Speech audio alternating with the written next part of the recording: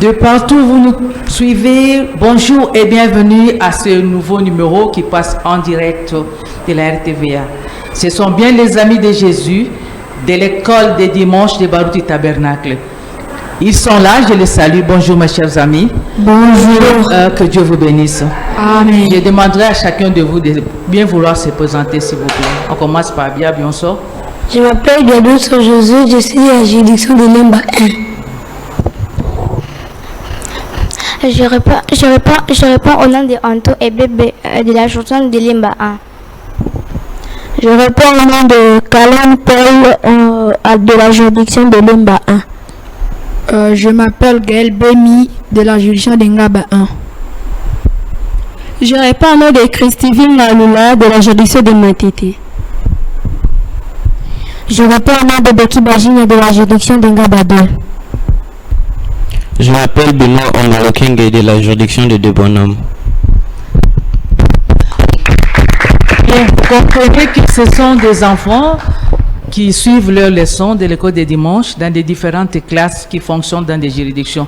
Ne vous étonnez pas quand ils disent enfants tels de la juridiction de ceci. Ok, bien, merci les enfants d'être venus. Au cours de notre émission précédente, nous avons reçu une question qui était vraiment pertinente autour de Jésus-Christ. Ils ont dit croyants chrétiens. Voilà pourquoi, fidèles et téléspectateurs, nous vous proposons aujourd'hui un sujet qui est vraiment primordial, capital.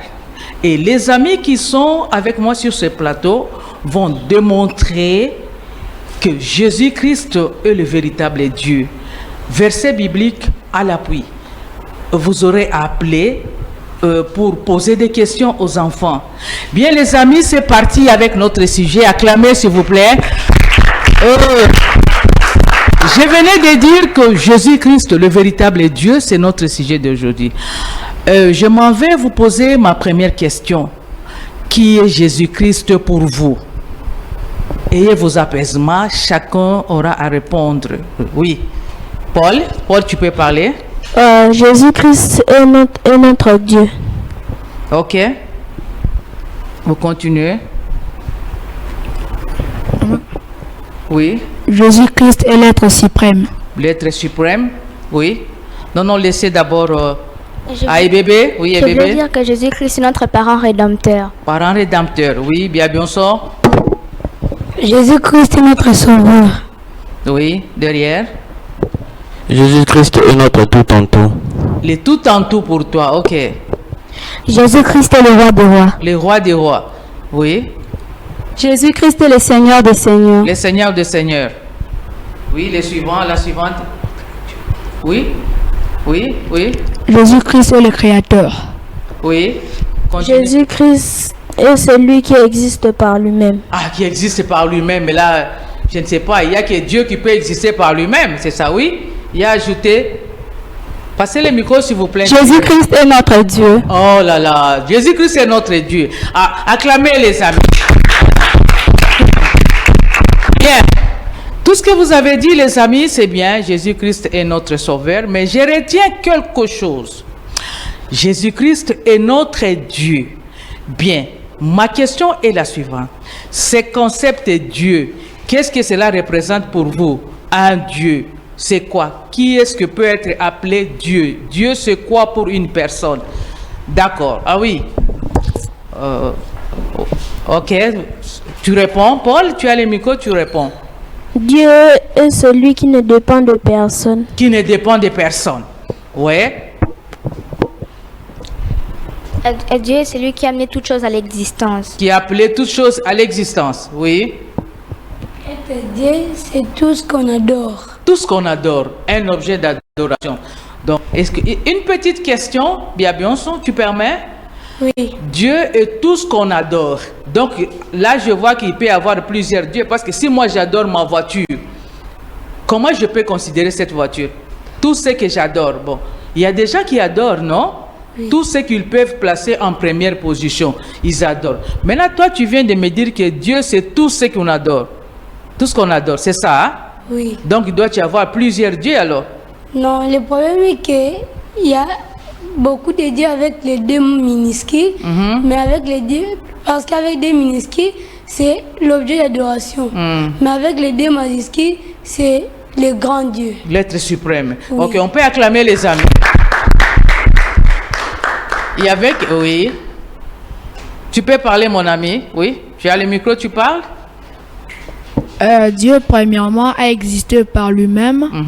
Et le grand D qui s'écrit avec le majuscule, c'est notre Dieu. Tout dépend de la personne qui met la première chose en position. Pour nous, c'est que nous mettons en première position ce Dieu. Mais pour les autres gens, ils peuvent mettre une statue, une voiture, et ils considèrent cela comme leur Dieu. Donc c'est un peu ça. Vous avez ajouté, acclamez, soyez libre. Soyez libre, acclamez. Il a ajouté, Benoît. Ah, Paul voulait ajouter quelque chose. Oui, Paul, passez le micro à Paul, s'il vous plaît. Dieu est celui qui a existé par lui-même, qui a créé les cieux et la terre.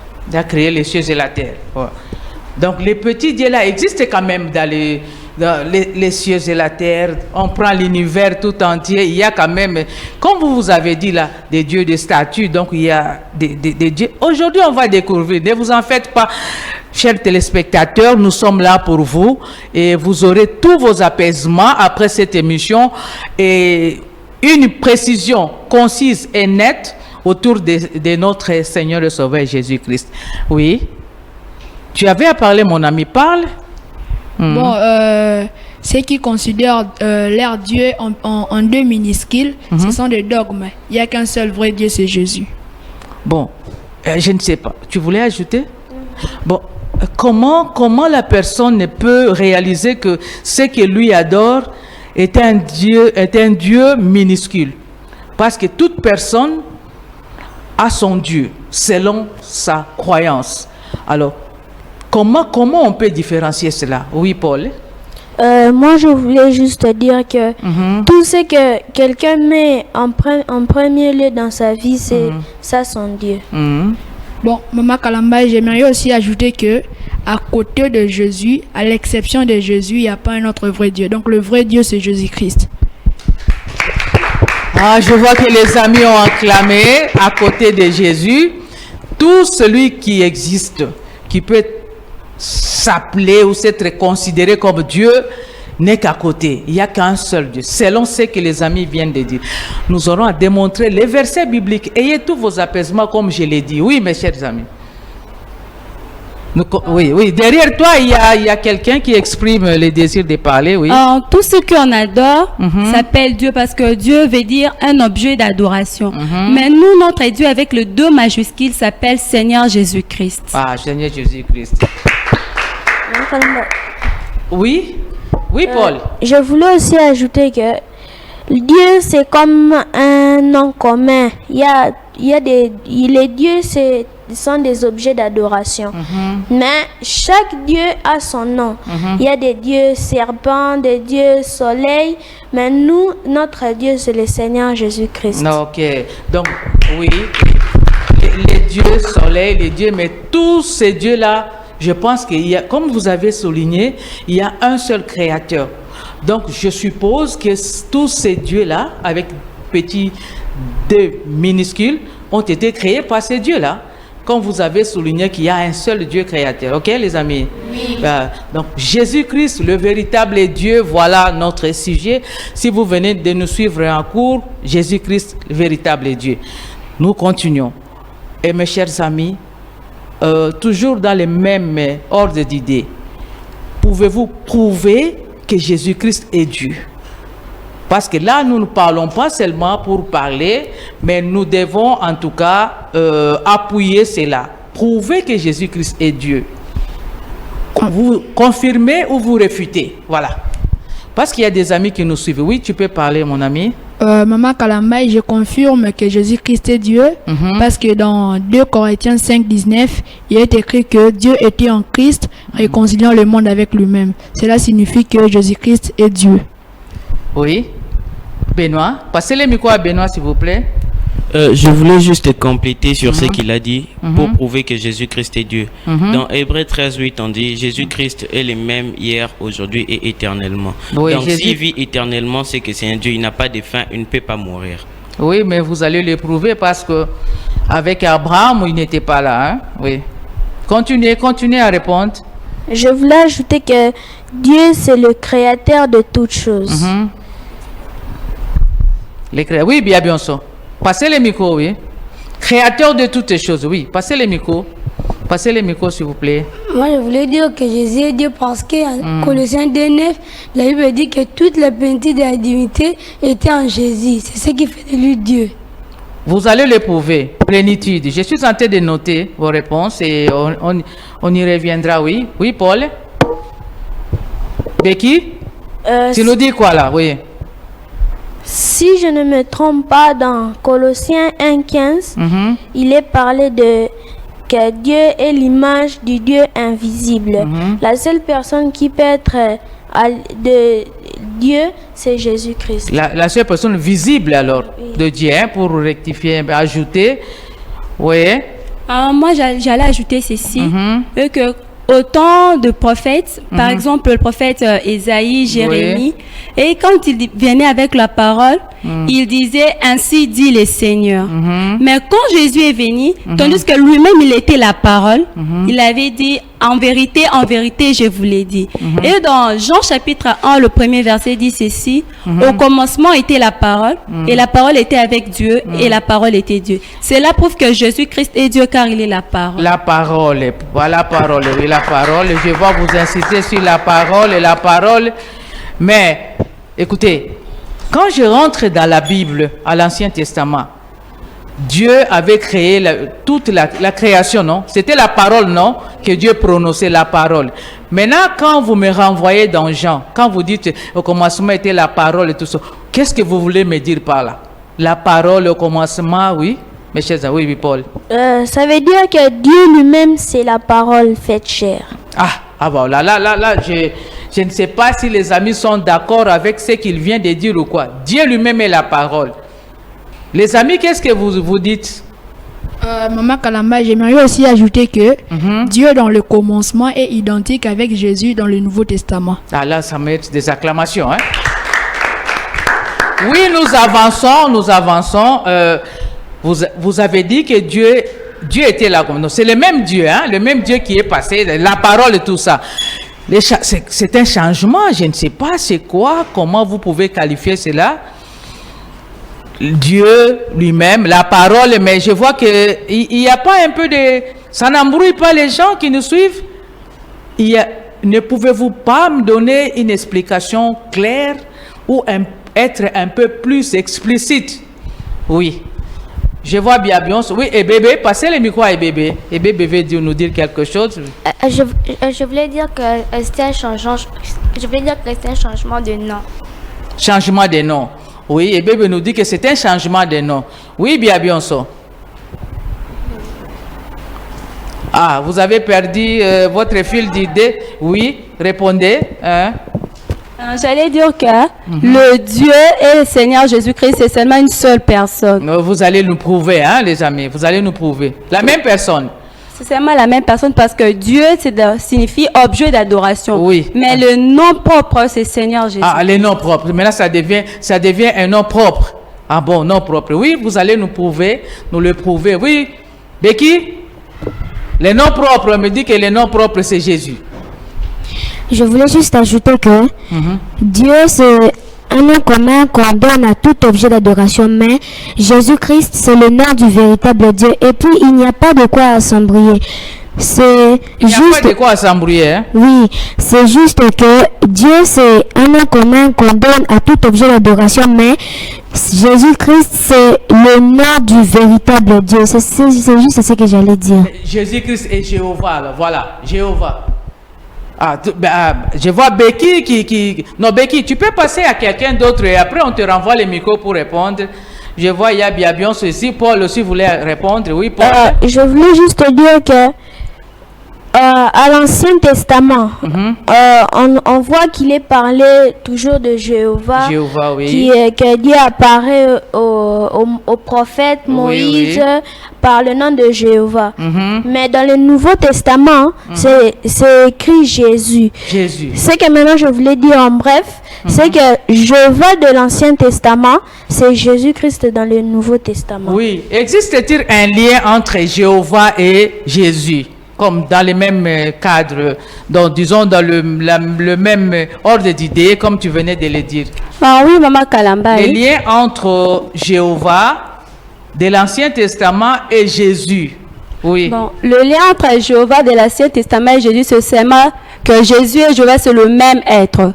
Jéhovah dans l'Ancien Testament signifiait Dieu sous la forme de la colonne de feu et de l'esprit. Jésus-Christ, c'est seulement le même Dieu, maintenant dans un être, sous la forme de la chair humaine. Et puis le Saint-Esprit, c'est seulement le même Dieu, maintenant sous la forme de l'esprit dans les hommes. Si vous permettez, je vais poser une question. Pourquoi ces changements-là? Alors là, je vois 3 personnes, 3 dieux. Non, je vois 3 dieux. Moi, je vois 3 dieux parce que le Père, le Fils et le Saint-Esprit, je ne sais pas si je me trompe, alors vous aurez à répondre. Faites circuler le micro. Il y a bien sûr, tu parles, tu passes à bébé, la rangée de derrière. Chacun va me donner sa réponse ou son point de vue là-dessus. Ok, on y va. Allez-y, bien sûr, réponds. Moi, je vais dire qu'il n'y a pas 3 dieux, mais il n'y a qu'un seul Dieu à 3 fonctions. 3 fonctions. Oui, ça, la fonction du Père, du Fils et du Saint-Esprit. Ok. Tu peux répondre? Oui, j'allais dire que Dieu avait changé ses noms parce qu'il est souverain. Il fait tout ce qu'il veut. Il est souverain, il fait tout ce qu'il veut. Oui, et bébé. Je voulais dire que Dieu fait selon sa volonté parce que lui, il est le créateur. Ok. Oui. Becky? Makalamba, je veux dire, d'abord pour commencer, Dieu, ce sont des attributs qu'il porte. Dans l'Ancien Testament, il était le Père, mais dans le Nouveau, il est le Fils. Maintenant, il est le Saint-Esprit qui est parmi nous. Et pourquoi ces changements? Avant de suivre notre séquence, il y a une séquence là. Si la technique est prête, elle va nous balancer une séquence que nous allons suivre ensemble. Et oui, continuez à répondre. Vu que le monde avait péché, Dieu devrait envoyer son Fils pour descendre sur la terre et nous racheter. Nous racheter. Et là, il est venu. Il est venu nous racheter. Il a payé les prix. Oui. Il est mort à la croix. Et on l'a appelé? Dans quelle fonction est-il venu? Dans la fonction du Fils. Du Fils. Ok. On peut acclamer les amis. Maman Kalamba, je voulais juste ajouter que au commencement, quand Dieu parlait à Moïse, là, il était dans la fonction du Père. Du Père. Mais quand il était avec les apôtres, là, c'était dans la fonction du Fils. Et maintenant, il est dans la fonction du Saint-Esprit en nous. Ok. Je ne sais pas si les amis sont d'accord ou pas. Je vois, il y en a qui acclament ceux qui sont d'accord. Bien. Maman Kalamba, j'aimerais aussi ajouter que il n'y a qu'un seul Dieu, son nom c'est Jésus. Je prends un exemple plus concret pour bien m'expliquer. Je prends l'exemple de mon père. Il est père pour moi, mais pour ma mère, il n'est pas père. Il est son mari. Et pour ses neveux, il est oncle. Donc c'est la même manière que Dieu. Il prend la fonction du Père, du Fils et du Saint-Esprit. Donc c'est un peu ça. Mais quand il agit comme fils, il est Dieu. Tout comme il agit comme père, il est Dieu. Ou le Saint-Esprit. Ça dépend de la façon dont la façon à laquelle chacun appréhende ce que Dieu fait, ce qui est en train de vivre, quoi. Parce que quelqu'un d'autre peut dire, ah oui, Dieu le Père. Peut-être qu'il avait eu à demander au Dieu le Père et le Père lui a accordé ce qu'il avait besoin. Et quand il était malade, il a dit, oh Dieu le Saint-Esprit, oh Dieu Saint-Tel. Je pense qu'une telle personne, il n'a pas tort en soi quand même. Oui, répondez mes chers amis. Maman Kalamba, c'est la même personne mais qui change de fonction. Même personne qui change de fonction. Vous insistez sur la même personne qui change de fonction. Oui. Maman Colomba, je voulais juste ajouter que il a changé de fonction, il a changé de nom lorsqu'il a changé de fonction. Il a changé le nom de Jéhovah en Jésus lorsqu'il a changé de fonction du Père en Fils. Ok, on peut acclamer les amis pour tout le monde qui a répondu. Donc, il a changé des noms. Donc, si je comprends bien, il change des noms suivant la fonction ou la dispensation. C'est ça, hein? Oui. Ok, mes chers amis. Bon, je ne sais pas si on peut suivre la séquence. On peut suivre la séquence ou on continue encore. Et n'oubliez pas que le téléphone va passer. Le téléphone sera ouvert. Vous aurez appelé, mais pas maintenant. Ayez tous vos apaisements. Ok, nous continuons. Ça sème une certaine confusion. Franchement, on peut avoir des confusions parce que 3 personnes à Dieu. Il y en a qui disent 3 personnes en Dieu. Les autres placent Jésus en deuxième personne. Je ne sais pas. Les autres disent, il est le Fils de Dieu, il n'est pas Dieu. Il est Fils de Dieu, il n'est pas Dieu. Bon, c'est ça le but de notre émission de ce jour, mes chers amis. Vous avez ajouté là-dessus, défendez-vous que Jésus est Dieu. Nous voulons vraiment que nos téléspectateurs qui nous suivent soient convaincus que Jésus est le véritable Dieu. Voilà. Maman Kalamba, j'aimerais dire ceci. Pour naître, tout le monde pouvait naître. Pour mourir aussi, tout le monde pouvait mourir. Mais pour ressusciter, il fallait que Dieu seul puisse le faire. Il fallait qu'on soit Dieu pour ressusciter. Oui, oui. Jésus-Christ, le véritable Dieu. Oui. Oui, Benoît. Jésus, tout comme un homme, il était 100% homme et 100% Dieu. Donc, il était mort en tant qu'homme et il est ressuscité en tant que Dieu. Il a laissé la tombe vide. De nos jours, personne ne pouvait faire ça. Donc, c'est pourquoi nous comprenons que la seule personne à avoir laissé la tombe vide, c'est Jésus-Christ. Oui, les dispensations, les fonctions. Les dispensations, les fonctions de Dieu. Père, Fils et Saint-Esprit. Là, je vous crois. Donc, ce sont les fonctions, les dispensations. Un peu plus de précision. Un peu plus de précision. Oui. Déjà, les appels. Nous devons un peu avancer. D'abord, avancer pour qu'on commence à... Bien. Oui, oui. Alors, j'allais ajouter ceci. Bien. Dieu avait changé de fonction dans le seul but, c'était pour racheter l'humanité tout entière. Ah, ok. Racheter l'humanité tout entière. C'est dans ce sens-là qu'il a changé de fonction. Oui, Paul. Je voulais dire que au commencement, quand Adam avait péché, Dieu ne pouvait pas envoyer un ange pour le racheter ou le pardonner.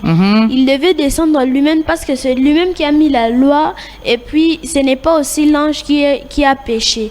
Comme c'était son fils, par amour, il est descendu pour racheter son fils. Écoutez, Dieu est un être suprême.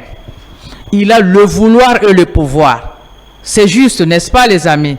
Bien, il est là, il pouvait envoyer un sacrificateur, un ange, au besoin, parce que l'ange est aussi au-dessus, là. Hein?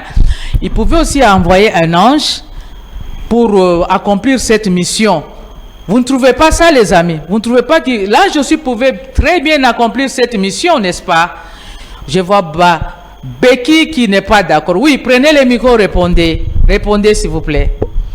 Non, Maman Kalamba, parce que ce serait injuste qu'il puisse envoyer un ange.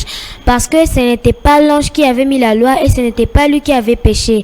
C'était son fils qui avait péché et cela demandait que lui-même puisse descendre ici pour racheter l'humanité. Et comme Dieu est esprit, ça demandait le sang. Maintenant, comme Dieu était un esprit, dans l'esprit, il n'y a pas du sang. Alors, comme il a tout le pouvoir, il devrait se faire un corps, entrer là-dedans et descendre pour racheter l'humanité qui était perdue ou déchue. Est-ce qu'on peut suivre cette séquence-là? Si la technique peut nous projeter la petite séquence avant de continuer. Et là, je vois, il y a des téléphones, des coups de fil qui pleuvent là-bas. Patientez, s'il vous plaît. Vous aurez le temps de nous appeler. Nous suivons ensemble, nous allons suivre ensemble cet élément que nous projette la technique pour prouver ou refuter que Jésus est le véritable Dieu. Jésus-Christ est le véritable Dieu. C'est ça, nous attendons la séquence que la technique va nous proposer. Bon, en Tout attendant- est accompli. Les chefs religieux dirent au gouverneur Pilate que Jésus était dangereux et voulait devenir roi. « Est-ce vrai ?» demanda Pilate à Jésus. « Je suis roi », lui répondit Jésus, « mais pas de ce monde. »« Jésus est innocent, » dit Pilate. « Il n'y a aucune raison de le condamner. Je vais donc le relâcher. » Mais la foule criait « À mort! Crucifie-le » Alors Pilate ordonna à ses soldats de fouetter Jésus. Ils enfoncèrent sur sa tête une couronne d'épines, puis ils l'obligèrent à porter une croix en bois sur son dos jusqu'en haut d'une colline. Là, les soldats romains crucifièrent Jésus. Ils clouèrent ses mains et ses pieds sur la croix. Jésus se trouvait entre deux brigands. Vers midi, le ciel s'obscurcit.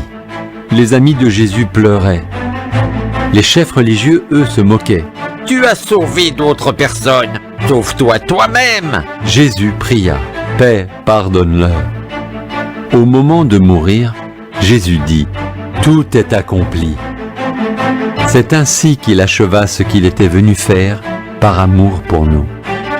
Joseph, l'un des disciples, mit le corps de Jésus dans un tombeau neuf. On roula une grosse pierre devant l'entrée. Un long et triste vendredi prenait fin. Un dimanche de fête. Le dimanche matin, des femmes apportaient du parfum pour le corps de Jésus. Comme une grosse pierre fermait l'entrée du tombeau, elles se demandaient comment faire pour la déplacer. Mais quand elles arrivèrent, la pierre était déjà roulée et le corps de Jésus avait disparu. Des anges dirent aux femmes « Jésus est vivant! Allez l'annoncer à ses disciples !» Les femmes annoncèrent la nouvelle aux disciples. Pierre et Jean coururent au tombeau pour vérifier. Il n'y avait plus que le linceul de Jésus. Ne sachant que penser, ils rentrèrent chez eux. Le soir, les disciples étaient réunis pour parler de ce qui s'était passé. C'est alors que Jésus leur apparut. Ils eurent très peur, car ils pensaient que c'était un fantôme. « N'ayez pas peur, dit Jésus. Regardez mes mains et mes pieds, c'est bien moi. Allez-y, touchez-moi. On ne peut pas toucher un fantôme.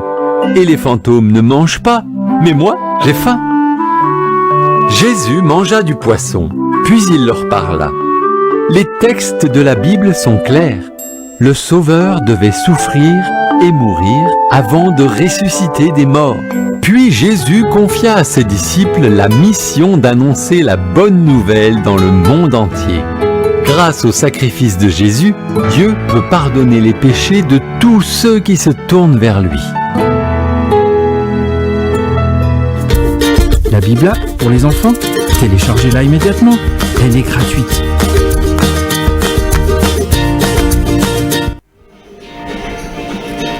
Bien, acclamez mes chers amis.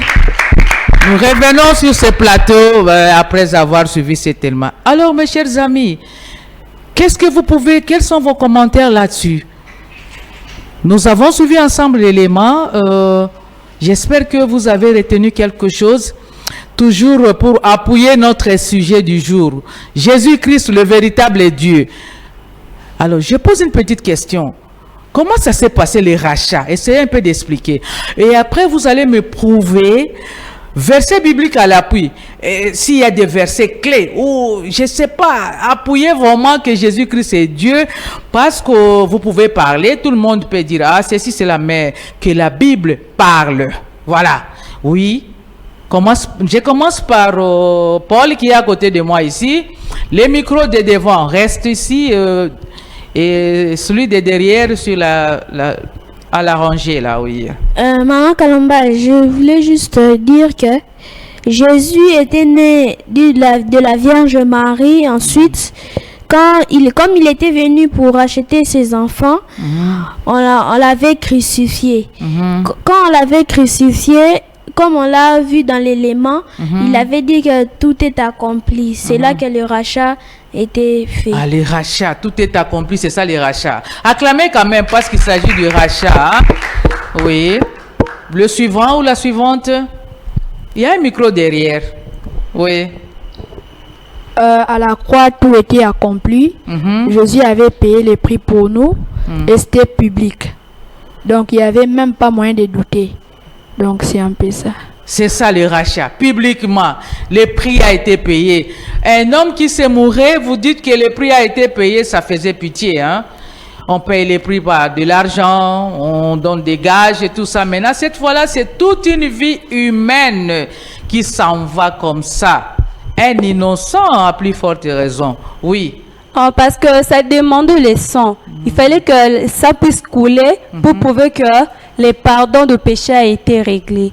C'est pour cela que Jésus lui-même il était descendu et il était mort sur la croix publiquement pour qu'on puisse savoir que les prix est déjà payé, le péché est déjà réglé.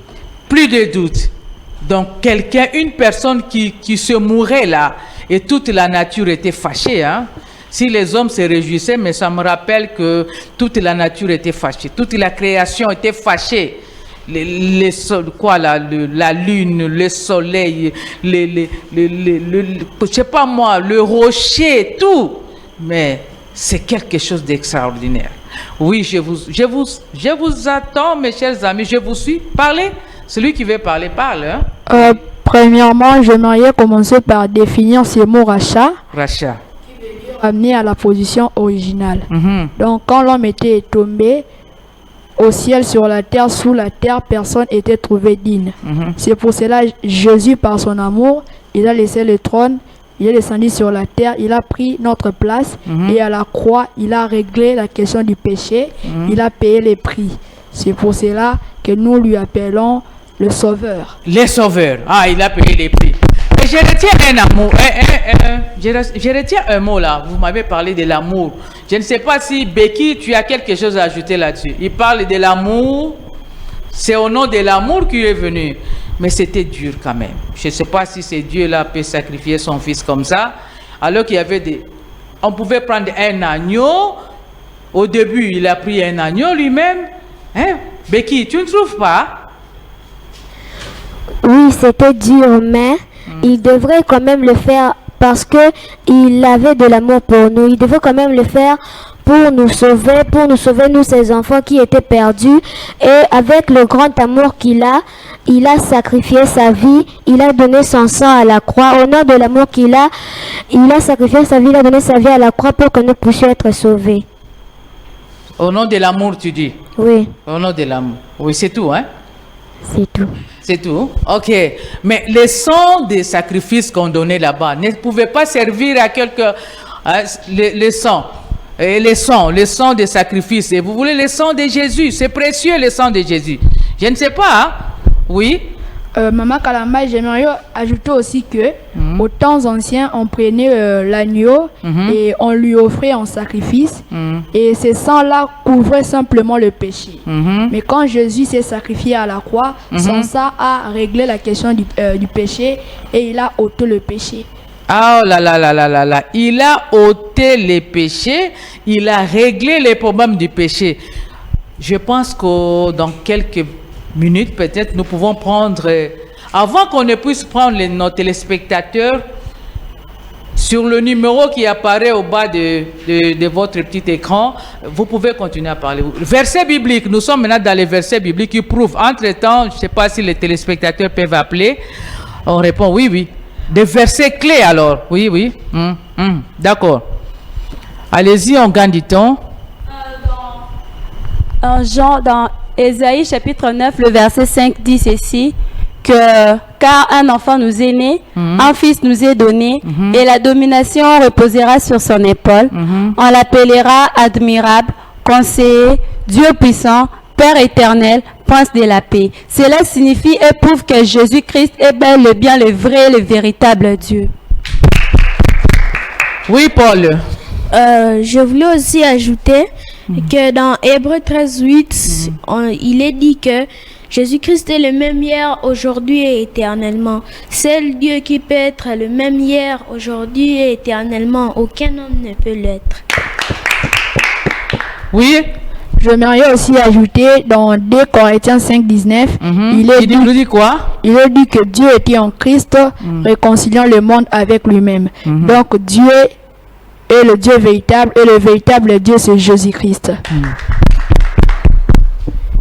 Maman Kalamba, je voulais aussi ajouter que dans 1 Jean 5, versets 20 à 21, il est dit: nous savons aussi que le Fils de Dieu est venu et qu'il nous a donné l'intelligence pour connaître le véritable.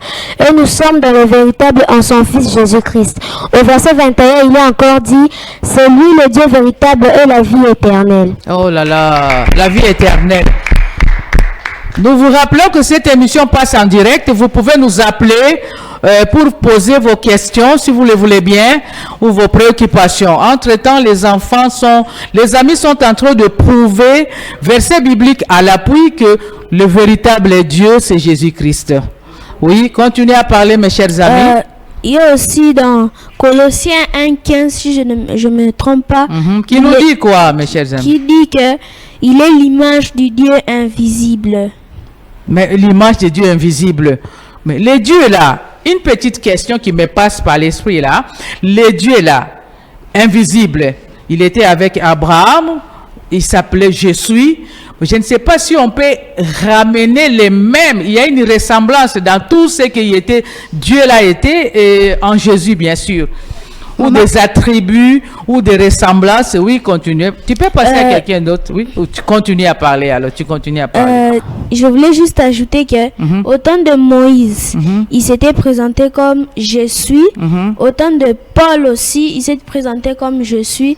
Mais maintenant là, il se présente au nom du Saint-Esprit.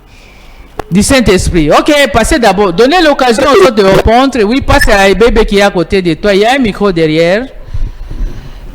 Jésus-Christ, le véritable Dieu. Oui. Voilà notre sujet. Appelez-nous à partir de votre téléphone sur le numéro qui apparaît au bas de votre écran. Vous pouvez nous appeler pour poser votre question, s'il vous plaît. Je voulais dire que je suis... Mets le micro à côté de toi. Je voulais dire que je suis égal Jésus. Ça veut dire que ce sont les mêmes personnes. Les mêmes personnes. Oui. Bien sort. Moi, je voulais dire que Jésus évolue dans trois fonctions. Au temps d'Abraham, Jésus évolue à la fonction du Père, qui était Jéhovah. Au temps des apôtres, il évolue à la fonction du Fils, qui était Jésus. Maintenant, à ce temps, il œuvre à la fonction du Saint-Esprit en nous. Allô? Oui?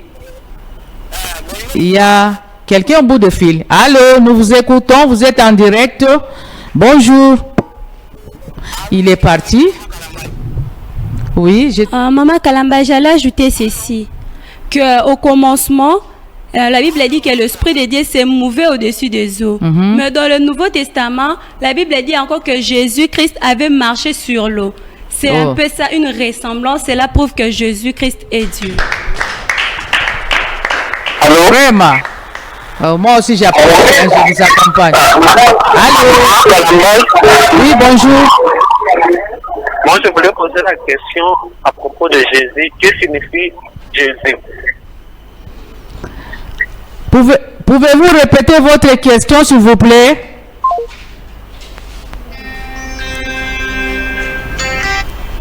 Allô?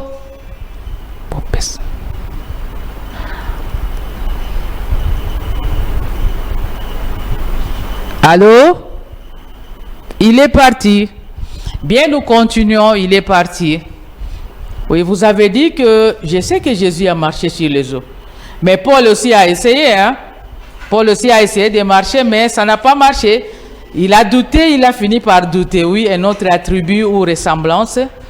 J'aimerais aussi ajouter à propos de la ressemblance. Oui. Et à l'Ancien Testament, nous voyons que quand Abraham allait offrir son fils Isaac en holocauste, il allait l'offrir en holocauste et Jésus, Dieu a pourvu pour lui un bélier.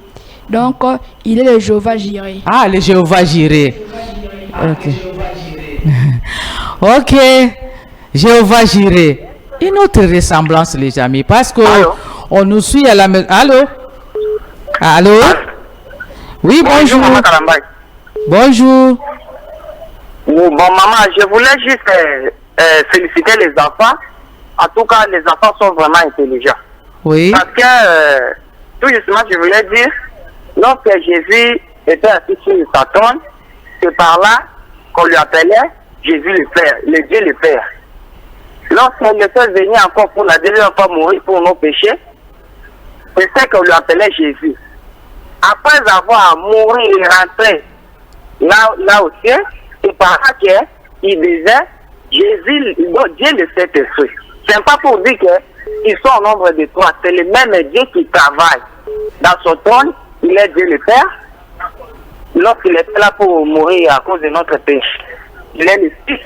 Et après avoir mouru, c'est par là qu'il devient le Saint-Esprit. Donc les enfants sont vraiment très très intelligents. Je les félicite. Merci, Père. L'ange disait qu'on lui appelait Emmanuel. Alors, qu'est-ce que c'est Emmanuel? C'est juste que... Merci, frère, pour votre intervention. Nous pensons que vous pouvez aussi donner l'occasion à quelqu'un d'autre d'appeler. Merci d'avoir appelé, frère. Que Dieu vous bénisse richement. Oui, il appuie ce que vous êtes en train de dire. Mais moi, je vous pose une question. Quand Jésus était là, pourquoi le Saint-Esprit ne pouvait-il pas agir? Je sais pas, c'est... Oui, Jésus avait... Pour Maman oui. Maman Kalamba. Allô, oui, bonjour, mon ami. Allô? Oui, bonjour. Allô? C'est Attache Kevani. Oui, Kevani. Je suis en train de suivre l'émission et je voudrais poser une question. Oui. Bon, on dit Jésus-Christ est Dieu, mais à la croix, quand il mourait, il a dit Père, pardonne leurs péchés car ils ne savent pas ce qu'ils font. On voit même ailleurs, il parle toujours Père, le Père et moi et tout ça, vous voyez. Quand il priait, même à la croix, remarquez quand il mourait, il disait Père, pardonne-leur leurs péchés car ils ne savaient pas ce qu'ils font. Mais en fait, vous dites que Jésus-Christ est Dieu, donc le Père, j'aimerais qu'il puisse répondre. Ok, merci Kevani pour ton intervention. Jésus, oui, parce que Jésus pouvait parler du Père, il faudrait faire des signes. Allô? Allô, bonjour. Allô? Oui, bonjour. Bonjour, maman Kalamba. Oui. Bonjour, maman Kalamba. Bonjour, mon frère. Maman Lali depuis ma tête. C'est maman Lali depuis ma tête. Oui. Je vous suis 5 sur 5. Je félicite les enfants. Que Dieu les bénisse vraiment. Amen, qu'il vous bénisse aussi. Ils témoignent vraiment qu'ils connaissent quelque chose. Je les félicite. Que Dieu les bénisse, qu'ils aillent de l'avant. C'est vrai, Jésus-Christ est Dieu. La Bible nous les découvre à travers nos enfants. C'est qu'ils sont en train d'expliquer. Que Dieu les bénisse richement et que Dieu vous bénisse aussi pour l'encadrement. Amen, qu'il vous bénisse aussi, frère. Est-ce que vous pouvez répondre ici à la question du Père?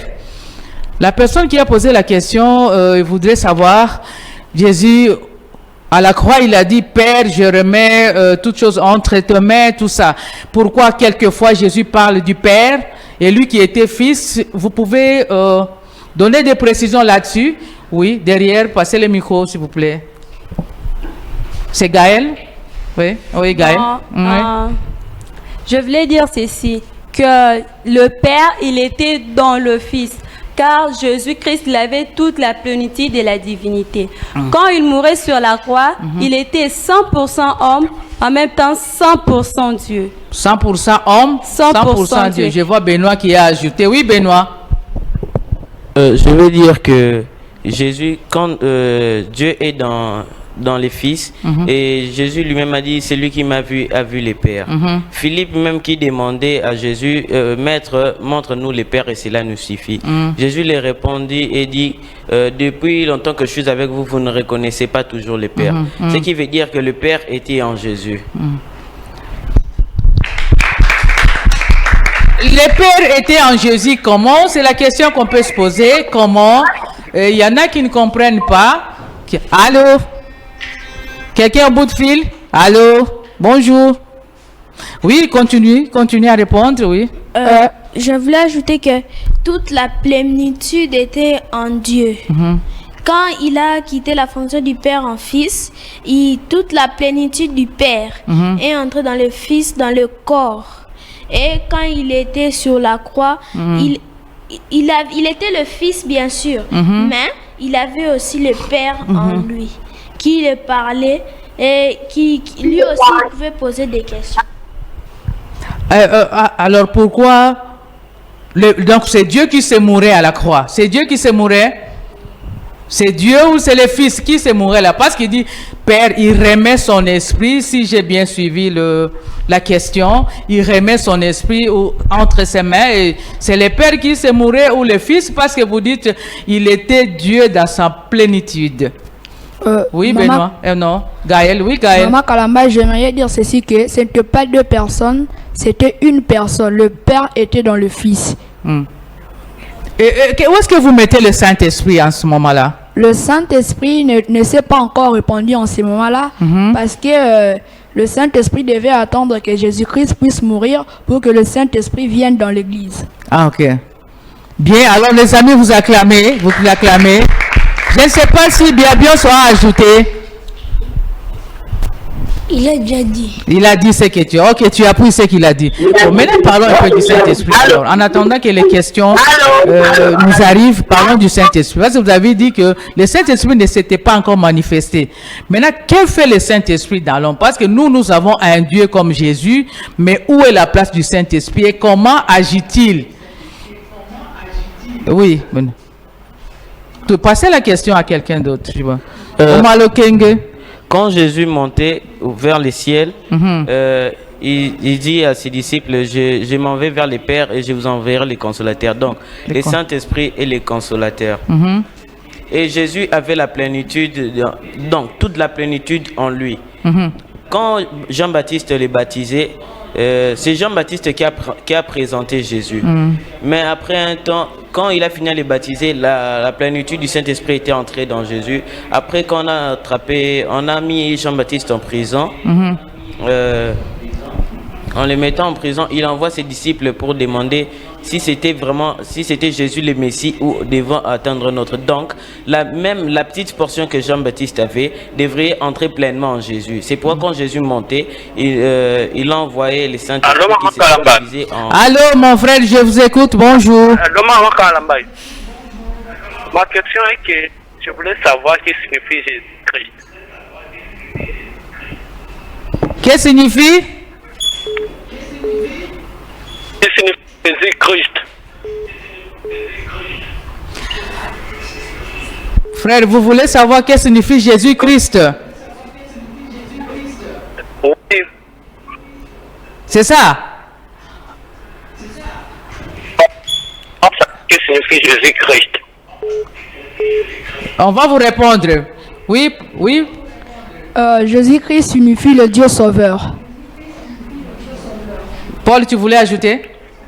C'est ça, oui. Je pense que vous ferez mieux de laisser aux petits-enfants de poser la question. C'est une émission des enfants, s'il vous plaît. Oui. Jésus-Christ signifie Jéhovah sauveur.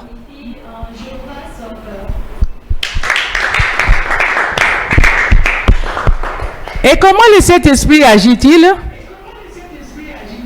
aujourd'hui? Parce que il était Dieu, maintenant le Fils il est parti. Pouvez-vous nous expliquer comment le Saint-Esprit agit? Maman Kalambaï, j'aimerais dire ceci, que Jésus-Christ c'est le grand océan. C'est lui qui a toute la plénitude de la divinité. Mais quand il est parti, il s'est divisé en portions. Mais le Saint-Esprit est entré dans les individus en portions. Donc chacun de nous a une portion de la divinité de Jésus-Christ. Une portion de la divinité. Je vois Benoît qui voulait ajouter. J'allais juste compléter que aujourd'hui, personne ne peut avoir la plénitude en lui. On peut avoir juste une petite portion, c'est comme une goutte dans l'océan. Personne ne peut avoir la plénitude du Saint-Esprit. Mais finalement, qui était Jésus? Il était dans un corps, il était encore de Dieu le Père en lui, tout ça. Faites-nous un peu la différence. Jésus est Dieu, vous dites qu'il est Dieu, mais dans l'homme là, ça se passe comment? Il pleura dans la tombe de Lazare. Quelqu'un peut vous dire, mais comment un Dieu peut pleurer? Parce que Jésus était 100% Dieu et 100% homme. quand il a pleuré devant la tombe de Lazare, il était un homme. Mais quand il a dit à Lazare de sortir, là, il est devenu un Dieu. Oui, Paul, oui, Bachizé. Je voulais juste ajouter que devant la tombe de Lazare, quand il avait pleuré, étant qu'homme, il devrait aussi sentir la douleur. Mais quand il avait parlé, quand il avait dit Lazare sort, c'était Dieu qui était en train de prononcer la parole. Dieu. Oui, parle. Vous avez aussi focaliser sur ce que Becky vient de dire. C'est que Jésus-Christ, quand il était devant la tombe de Lazare, tant qu'humain, il ne pouvait plus se contenir. Il a senti le douleur, il a senti le chagrin, c'est pour cela qu'il a pleuré.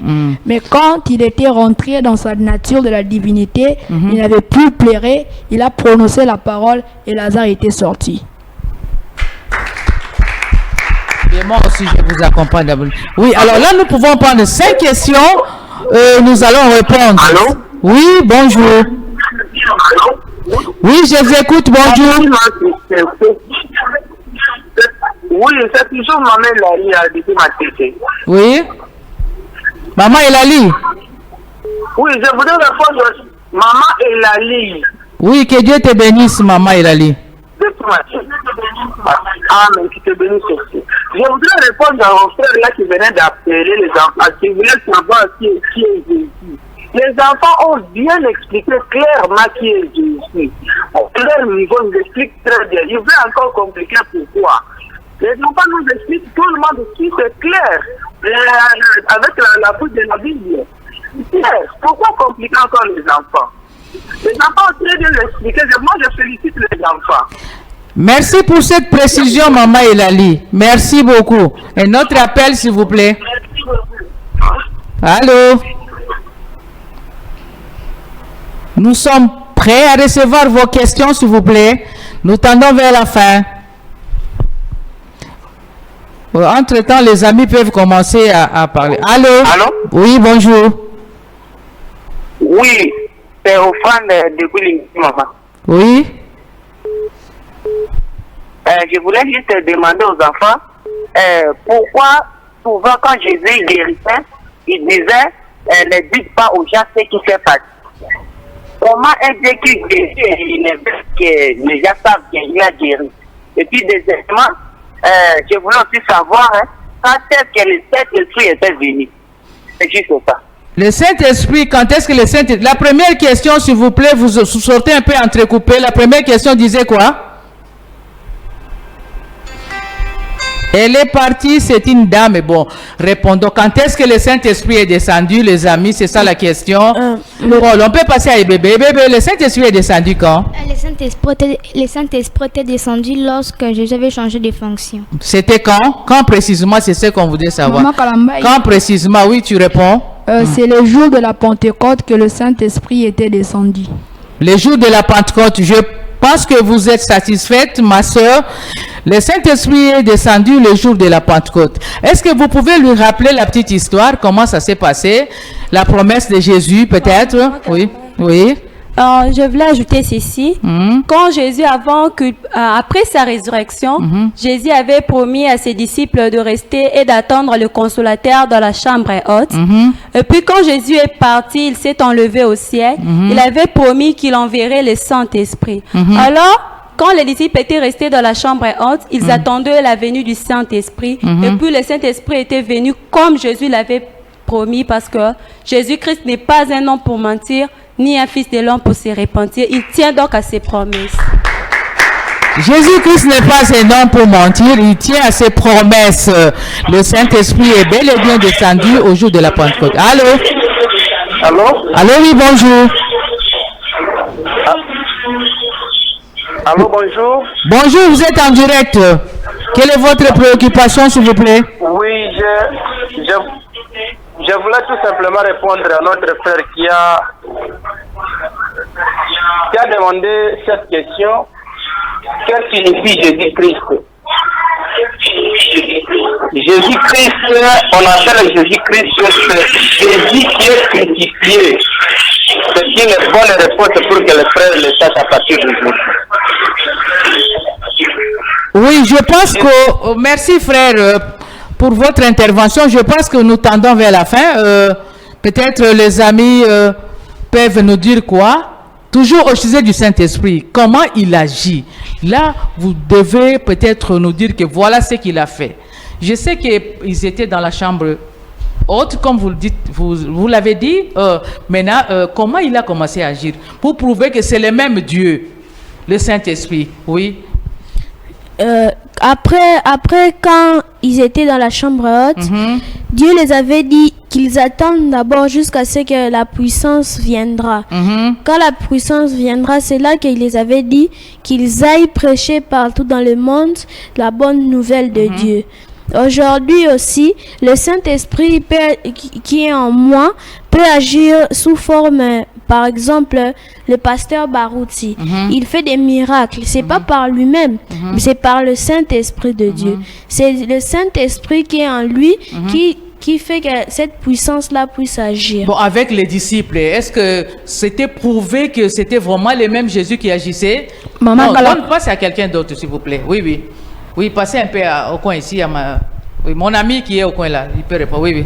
Ah oui, Maman Kalambaï. Parce que prenons l'exemple de Pierre, après la résurrection de Jésus, ils avaient guéri le boiteux qui s'est tenu devant la porte de la baie.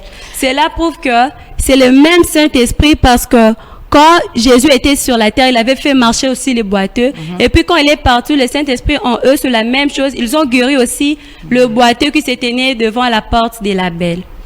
Ok, alors une preuve qui prouve à suffisance, ou la clé, une preuve clé qui prouve que vraiment c'est Jésus-là et Dieu. Non, Paul, tu peux passer à quelqu'un d'autre s'il te plaît. Tu as beaucoup parlé, Paul. Oui. Becky, oui. Bien, tu peux répondre. C'est parce que toute la divinité habitait corporellement en Jésus et c'est ce qui avait fait de lui Dieu. Ce qui avait fait de lui, oui. Quelqu'un peut ajouter? Nous t'avons vers la fin, oui. Maman Kalamba, j'aimerais ajouter que tout le monde pouvait naître, tout le monde pouvait vivre, tout le monde pouvait mourir, mais pour ressusciter, il fallait être Dieu. Oui, Paul. Maman Kalamba, je voulais aussi ajouter que sur toute la terre, sur tout l'univers, Dieu est le seul homme qui est mort, qui est sorti vivant, vainqueur de la tombe. Mais Lazare est sorti aussi de la tombe. Lazare est sorti de la tombe, oui. Oui. Bon, quelqu'un d'autre, oui. Becky? Maman Kalamba, je voulais juste répondre à votre question. Lazare est sorti de la tombe parce que Jésus avait ordonné que Lazare puisse sortir de la tombe. Mais Jésus-Christ, quand il était mort, le troisième jour, il est ressuscité, il est sorti vivant et vainqueur de la tombe sans que personne ne puisse lui dire de sortir vivant de la tombe. Donc, cela prouve qu'il est le véritable Dieu. Il est le véritable Dieu. C'est par ces mots-là que nous clôturons notre émission de ce jour. Vraiment, nous vous remercions d'être venus les amis. Et nous avons connu le concours. Derrière les caméras, c'était Trésor et Framal, Malembi et Trésor Manzambi. À la régie finale, c'était Murphy Nongue et Christian Kazadi. Je vois Esther qui a travaillé dans l'ombre. Merci à la grande équipe de la RTVA. Nous vous aimons et merci à vous aussi à la maison pour vos interventions et merci d'avoir appelé, nous avoir suivis. Que Dieu vous bénisse. Merci au révérend Barouti. Nous ne pouvons pas nous passer sous silence notre révérend Barouti et puis les surintendants qui nous encadrent. Merci au prochain numéro. Bye.